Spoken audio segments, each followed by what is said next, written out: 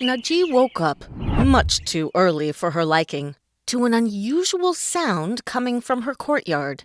She rolled over and pulled the blanket over her head, trying to ignore the sound. After all, it was summer in Iran's capital city, Tehran, and the season for sleeping late. Thump, thump, thump. The noise continued. The blanket didn't muffle the sound. "What is that?" she mumbled.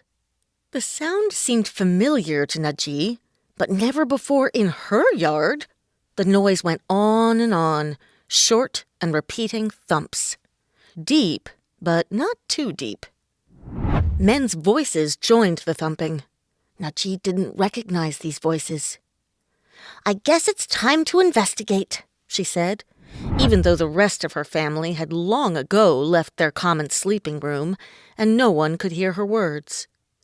Naji rubbed her large, almond-shaped eyes and rolled off from her sleeping mat onto the floor. She enjoyed this fun and easy way to get up.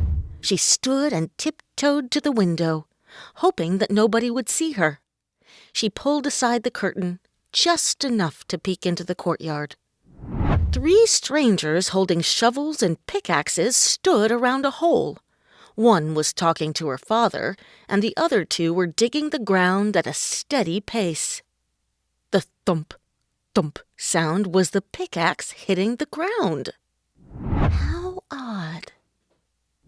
Hearing footsteps outside the room, Naji quickly let the curtain go and jumped back onto her bed. She felt safer there.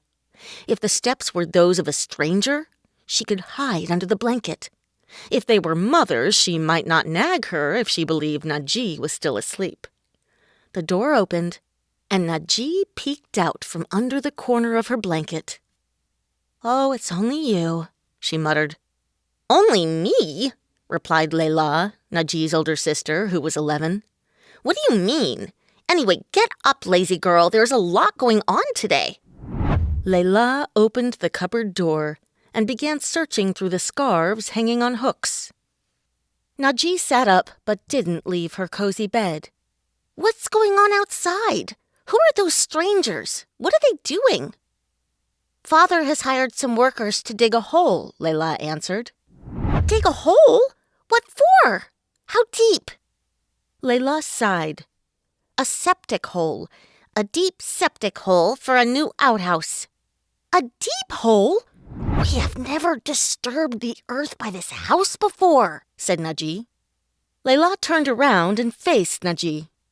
"What are you talking about, disturbing the earth?" "What if they go too far down and agitate the underworld? Are we ready for what might happen?" Naji got up and moved toward the window again.